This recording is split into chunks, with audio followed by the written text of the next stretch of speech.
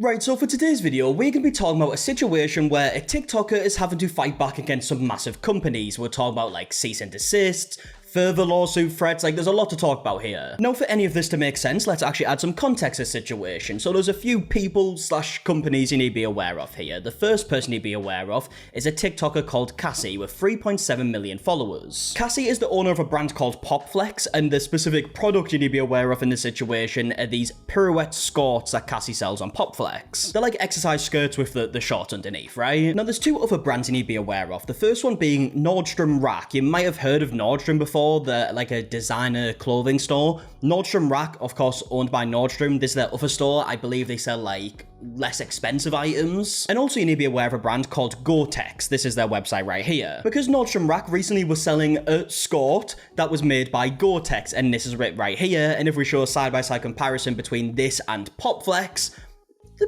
pretty similar. And by pretty similar, I of course mean they do look identical. I'm sure there's maybe some differences here and there, but from a first glance at least, they definitely do look identical. Now, Cassie has been selling these skirts for quite some time, right? This is the first video I could find kind of like announcing the skirts on a TikTok page. As you can see, it's this same color we kind of mentioned earlier. And then also it's important to note that this video was posted in August of 2022. And since then, this product has clearly become very popular, right? I saw this video on Cassie's page where she showed that Taylor Swift was wearing it as well. This was in 2024. Now, of course, when a product, especially clothing, becomes very popular, there are a lot of brands that make like dupes, right? Like very similar looking products. And Cassie has made it very clear, especially over the last year, that she's been dealing with this. Like I found this video here that was from January 2023, where she calls out Shein for copying one of her products. This weekend, I got this DM, and Shein straight up just stole my pirouette skirt design. They also stooped to the level of casting a model of my same ethnicity. So they casted an Asian model. And I'm not even the only person this has happened to. This is like a repeat offense. Yeah, so then Cassie goes on to show that Shein have a history of doing this, but this isn't the only time that this has happened. Cassie also uploaded this video where she doesn't mention the brand that copied, so I don't know who posted these, but she shows some side-by-side comparisons between the PopFlex pictures and pictures used on a different website, and she has some captions here, so we'll have a read. Stolen photo, new face, and recoloring of Skort. Yeah, literally someone has just copied the photo from the PopFlex website, changed the color of the Skort and put someone else's face on it. Another one here that says they didn't just change Samara's face, they changed her ethnicity. Another one said, wow, this one's messy. In the next slide, she actually goes on to show how bad the Photoshop job really is. And again, I'm not sure what brand she's talking about here because it's not mentioned. I guess she doesn't want to like give them publicity or whatnot. But yeah, I mean, this is like the most like blatant way of copying, right? Literally taking the pictures from the PopFlex website and photoshopping them. Now, because Cassie's been dealing with this, of course, she's been getting patents for her designs. There's this video here showing that she got her second patent. And this was in May of 2024. And since then, Cassie has got a bunch more patents. She's actually uploaded another video just a few weeks ago talking about how she had to go through the process of getting these patents to take down the duplicates. A year ago, karma. First off, I'd like to thank Shein for stealing my pirouette skirt design. We give credit where credit is due. Because of you, I applied for a design patent and received one of the coolest gifts of my life. Receive the issue notification from the USPTO for your first US design patent, and it will issue on January 16th, which is my birthday. Oh my gosh. And then even goes on to say that after getting this patent, she ended up taking down nearly 400 duplicate products. And since then, we've now taken down 393 dupes of the pirouette skirt alone. And like Cassie said, that was just on the one product. And in fact, she ends the video by saying if you include all her products, in the last year, she has took down 499 duplicates. Now, one thing I will say about these patents, because I have seen a few comments from people on these videos kind of saying like these skirts have been around for ages. They've seen these styles in like the 90s and whatnot. And yeah, that definitely will be true, right? They'll be very similar looking products that you would have seen like way before this, but obviously the patent here is for the specific design, the way this is designed. I think it also includes like materials and stuff like that. So from what I understand, it's not a patent on all skirts that happen to have shorts underneath. It's for like this specific design. But it seems like one product in particular has been a little more complicated, and that's where we go back to Nordstrom Rack and Gore-Tex. Because just 6 days ago, Cassie uploaded this video right here that is currently on 4.2 million views, where she goes on to explain that she is now being threatened by a company that is copying her. Did you really think that by threatening to sue me that you'd actually shut me up? One of the largest corporations and retailers in America is not only selling a dupe of my patented pirouette skirt, I am now being threatened with a lawsuit for speaking up about it when they are the ones infringing my patent. Cassie then goes on to explain just how big Nordstrom is as a business and then actually shows the dupes that she's talking about. This corporation is listed on the New York Stock Exchange. They are worth $4 billion. They've got 54,000 employees. They operate 351 stores, and there's probably one at your local mall. Here are the dupes. They didn't even bother to try to change one thing about it. They couldn't even pick their own colors. These are the same colors as on the PopFlex website. This is a blatant design patent infringement, and so obviously the next step was for us to send them a cease and desist. Yeah, I mean, we've spoken about multiple situations in the past where, like, companies have copied maybe like a TikToker's product or like another company's product, but this one is pretty blatant, right? Like, it looks identical, the colors are the same as well, and of course the main difference in this one compared to other situations we spoke about is that there's a patent in place. You know, usually the response from like a company if they're being accused of copying a product will be like, you don't own the rights to that product, it's been done before you and whatnot.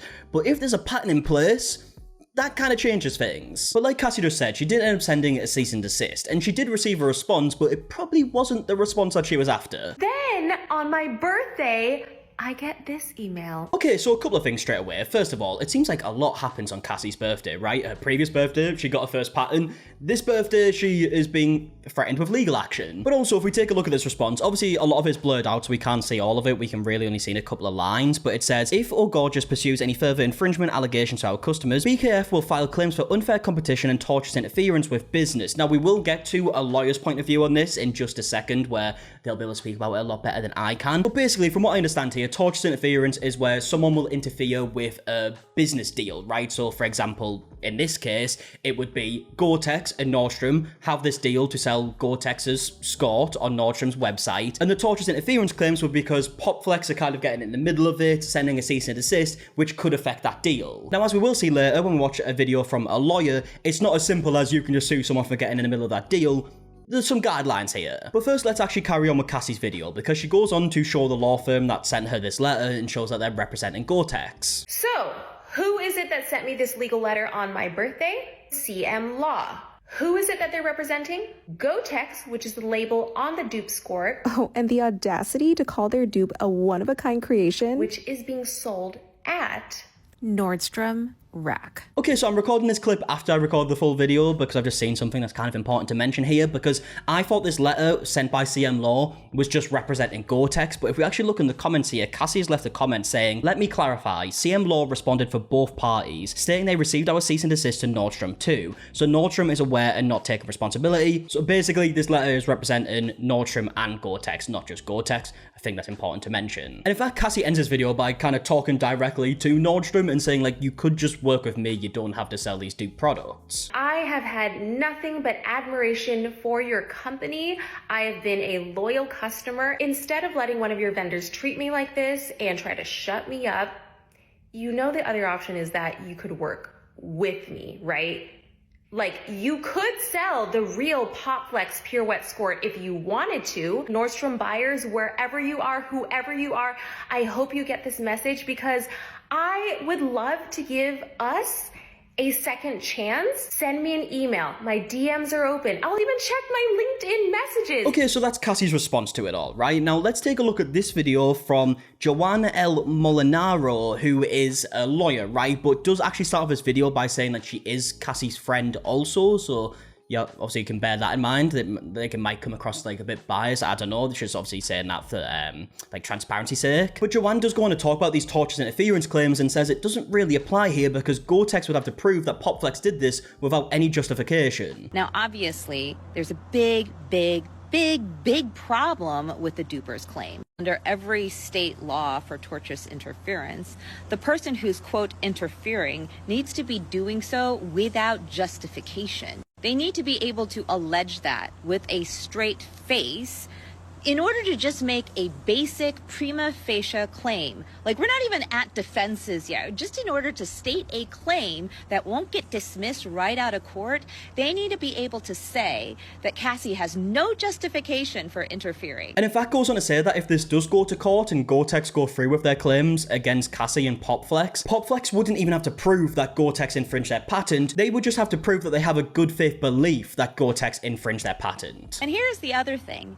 Cassie doesn't need to prove in a court of law that she has a winnable case for patent infringement. She just needs to have an objectively reasonable good faith belief that she has a claim for patent infringement in order to send the cease and desist letter and in order to, yes, interfere with the relationship between Nordstrom and this duper in order to protect her own interests. Now, Joanne does go on to end this video by saying that she thinks it's strange that a woman-owned law firm would go after a woman-owned business with a claim that probably wouldn't make it 5 minutes in court. I did a little bit of research, and it turns that they're the largest or one of the largest fully women-owned law firms in the country. Does the irony escape any of you? I just find it so strange. Maybe it isn't strange. Maybe I should be more cynical, but a fully woman-owned law firm going after a woman-owned business who, in every reading and interpretation of both federal and state law, would bounce them out of court in like 5 minutes and probably get attorney's fees for their trouble. That's my legal take. Now, since this, Cassie has uploaded one more video talking about this situation. It's just some text on screen that says, "It could have been simple, but instead, Nordstrom still hasn't reached out to me. Even Shein reached out the same day. They instead posted a collab video causing an innocent influencer to bear the brunt of over 1,000 comments directed at Nordstrom. Gore-Tex has turned off their comments completely. What is this ostrich behavior? Just because you stick your head in the sand, it doesn't mean I don't exist." Now, the video in particular that Cassie is mentioning here, I believe, is this post right here, which is like a collaboration post on Instagram between Nordstrom Rack and Carly Rivlin, I believe. And yeah, the majority of the comments are definitely directed at Nordstrom Rack here. "You need to distance yourself from Nordstrom, girl. They are being boycotted for blatant product infringement of a female small business owner's product." Another comment here saying, "Boycott Nordstrom Rack. They steal designs, then sue and intimidate small businesses." And then more comments like this one saying, "Too bad I don't trust Nordstrom Rack anymore. Too bad they don't have values or pride on what they sell. They just care about money even if they cross the line." Now, also like Cassie mentioned on her post, she said that Gore-Tex turned her comments off, and yeah, I've went over to the Instagram and it does look like the comments are turned off. Now, it will be interesting to see what happens with this situation, because when we go to the Nordstrom Rack website,